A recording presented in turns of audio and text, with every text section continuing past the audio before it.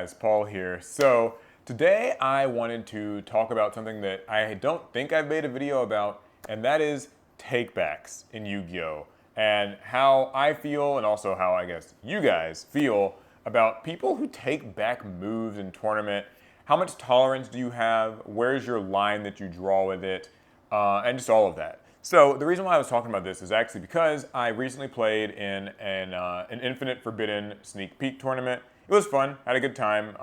I didn't really encounter anything crazy with this. This isn't like a, oh my god, I was cheated story, but more like I was just kind of observing games just at the card shop, watching other people's matches and stuff. And it was a really chill, calm, cool local, so everybody kind of knew each other. There weren't really too many issues with like this particular thing.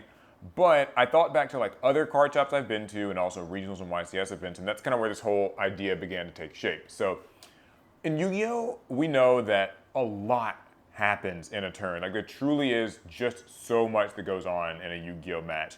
So many cards have lingering effects, so many things have like activation costs and timings, so many cards place like a condition on the board, or like just like you can't do a certain thing after you've done a certain thing, or like a and that's all before you even get into like the human element of like announcing things, or what does it mean to like commit to a search. Like I'm searching my deck for a card and like I'm thinking about picking this one, so I set it to the side, but like I haven't committed to taking that one, but like does that count as picking, So there's always something, right?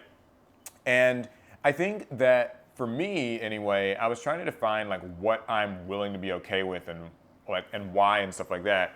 And what I basically came down to is I do not mind people taking things back, even in tournament, as long as it's like a regular kind of chill locals day. That's pretty much my thing. So we're talking, there's not like a special prize on the line. Like it's not like, OTS Saturday specifically, or, like a big sneak peek thing where like there's like a case or something on the line, right? We're talking just like, oh, it's kind of just a chill locals day. If somebody, forgets to check the defense points of my monster after they flip it face down, I know that that's like technically private knowledge now, but I'm opposed to like being like, yeah, it's like this much attack.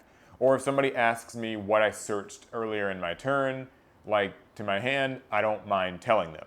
Now, technically speaking though, things like this are like not really things that like in a tournament you can like ask again later. It's just not, it doesn't work that way. But for me, I don't really mind. However, I do mind certain other things, like for instance, I'm not gonna let somebody like change the spell and trap zone they play in when they recognize that like it was the imperm column. Like, oh no, I forgot, I didn't mean to play it in that zone, I meant to play it in this zone.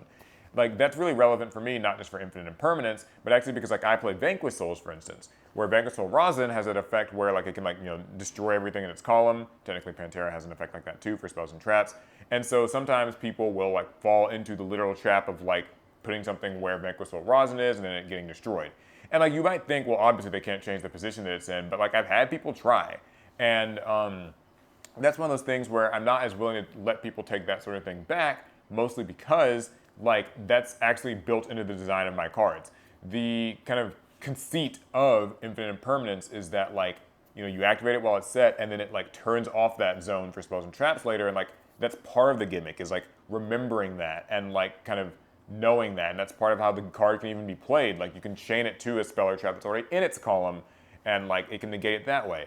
And so it's kind of one of those things where like I can't let you take something back like that because like that's how the card's supposed to work. Whereas like re-verifying small game knowledge things to me is like okay, but I've seen people get really kind of stubborn about that. And I can't blame them for it. Like if something is private knowledge, right? Like let's say the Book of Moon example, cards have been flipped face down or something, and you need to like check their defense points. Well, like I get it, you can't, and no one should be like in trouble for not verifying it.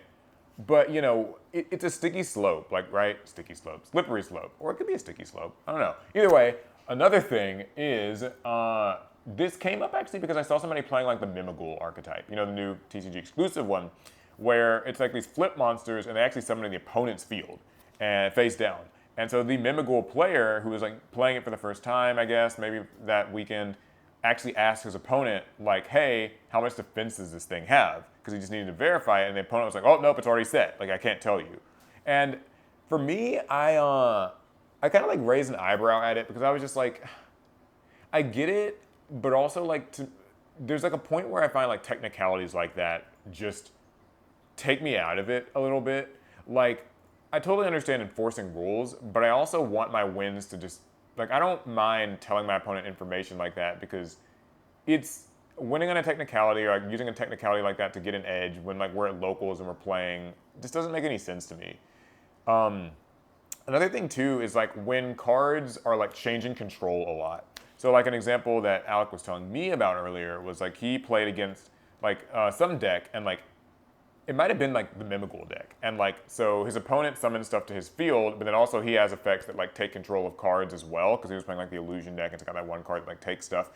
And so like if your opponent summons something to your field with some weird quirky effect, and then you take control of something and it happens to be the same monster, and like some time passes and somebody forgets like which was summoned with which effect, and then it ends up mattering for something else, like if you remember that and they don't remember that and they're asking you, do you tell them? And to me, I still think it's like better to just like tell them. Like I think actually that might even border on like cheating, although I guess like, there's also the claim of like, okay, well, if you even forget and then they forget, then what do you do? I don't know. It's like I'm not making this video to like ask people like what is the hard official ruling on this stuff. Like I'm not interested in knowing how like a judge would rule it or what think. I'm more so asking like you guys as people, how do you feel about that, and like where do you like draw your personal lines? Because everything I've said up to now is pretty much how I view it at locals.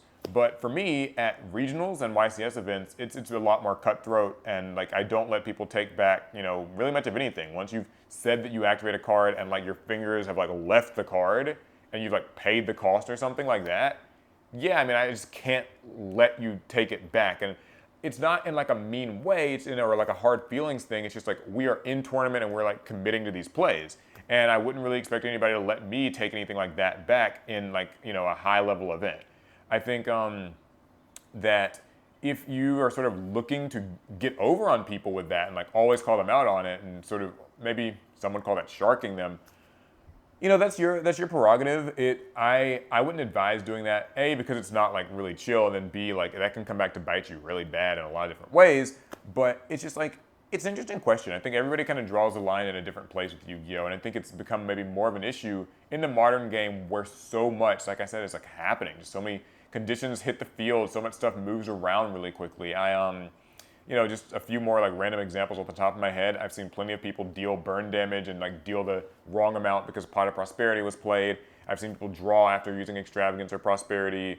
I remember back when Soul Charge was legal, people enter the battle phase. And like some stuff you can kind of assume like, maybe that's like cheating, maybe they knew what they were doing. But then other stuff, it's like, man, I don't really know. Like a lot happens and people just might forget.